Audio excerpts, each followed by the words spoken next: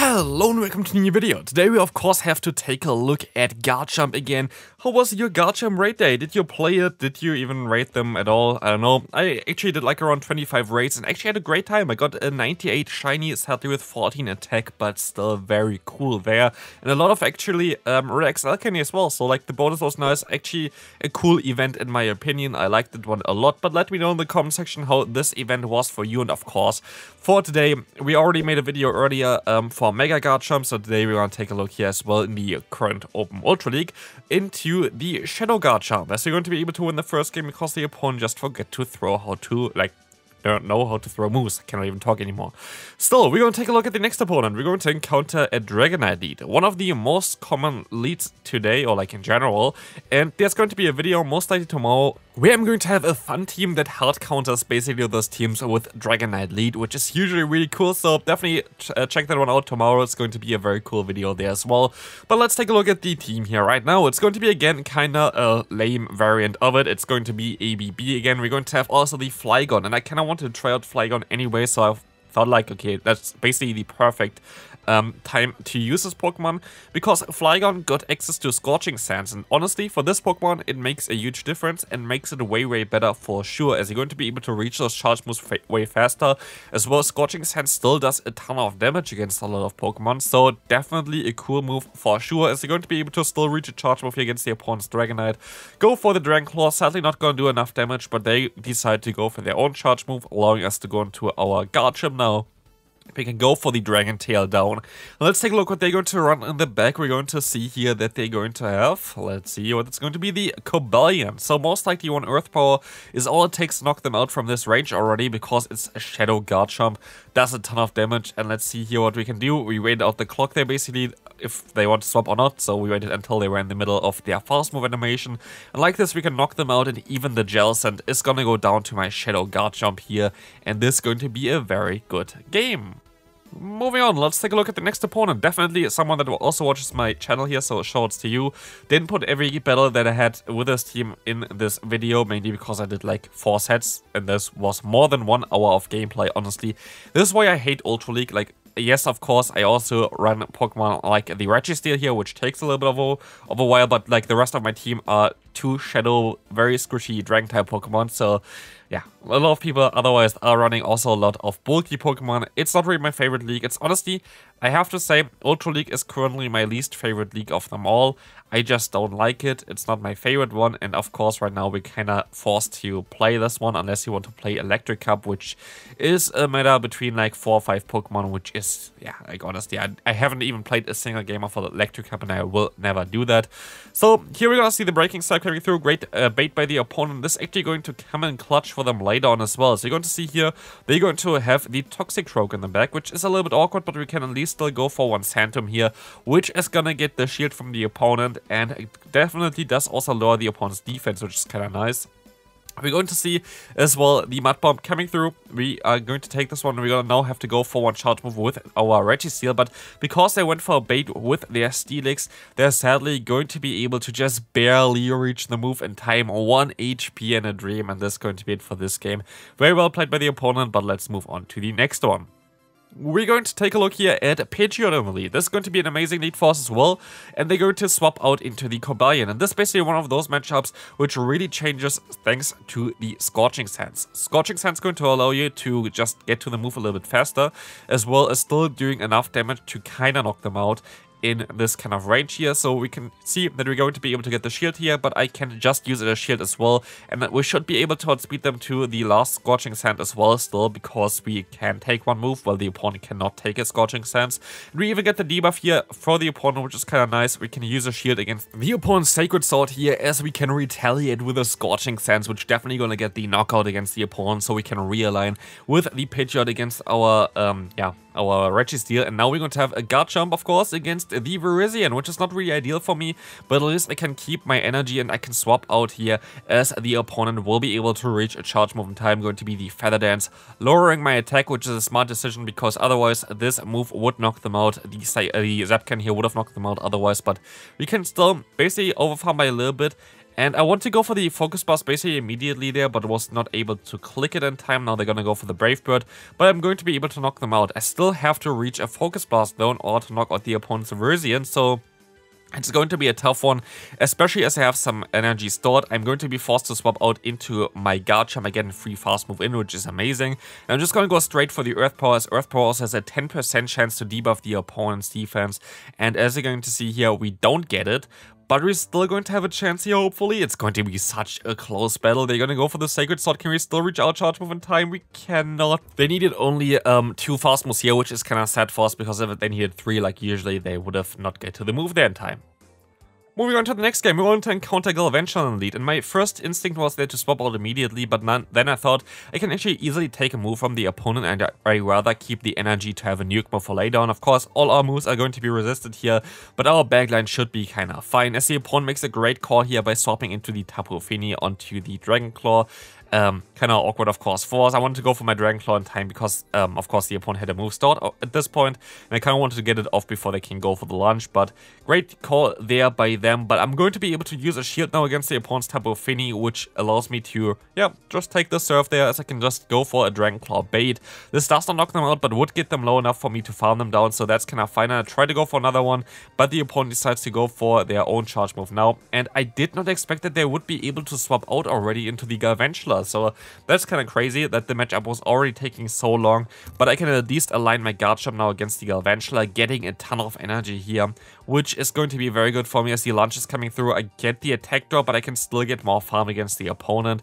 And let's see what's coming in next. It's going to be the opponent's Tapu Fini again, which is going to be amazing because now I can go for the Sandstorm here, or Sandtomb there. Sandstorm would be also kind of cool to have in the game, to be fair, but we're going to be able to now get a defense drop against the opponent's Greedent, which allows us to just go for a Focus Blast and maybe even put them into range where I can knock them out with it, but they decide to use a shield here. And honestly, this game was getting a little bit closer than I expected it would be, because Crunch plus Mudshot is actually doing so much damage against Registeel from the Greedent. Greedent is like so busted in this Ultra League meta right now. Honestly, I just really don't like the Ultra League. I have to say, like, it's by far my least favorite league of all of the like standard league. Okay, it's like 3 different, or actually 4 different ones if you would consider Little Cup. I guess Little Cup might be even a little bit worse than this here, but we're still going to be able to win with our Shadow Garchomp. Moving on, we're going to encounter another Dragonite, and again, as said before, I encountered like, I think like 5 or 6 Dragonites, like literally everywhere, but tomorrow we're going to see a video on this channel as well for an interesting Pokemon that a lot of people forgot about that is really good against Dragonite, so definitely try to guess it in the comment section as well if you think that you know what a Pokemon I mean.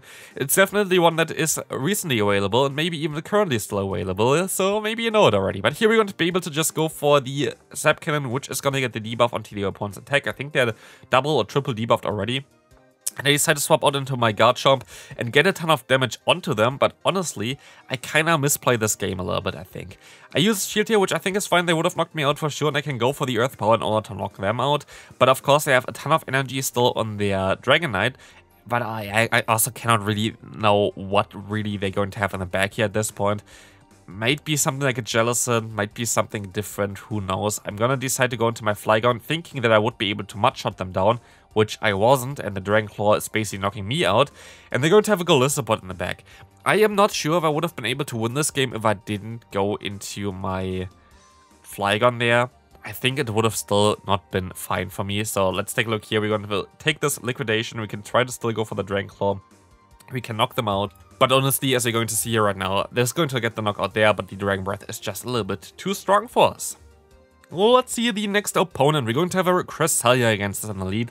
This is going to be an amazing lead for us, and we're going to stay in here as the opponent decides to swap out into a Trevenant.